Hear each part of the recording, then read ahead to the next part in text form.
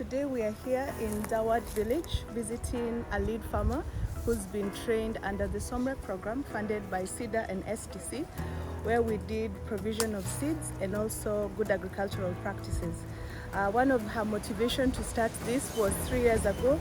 She wanted to stock her grocery shop and also plant fodder for her goats, and she has been able to do that for the last 3 years. She's also been a champion to train other farmers, and so far she's done that for 5 farmers.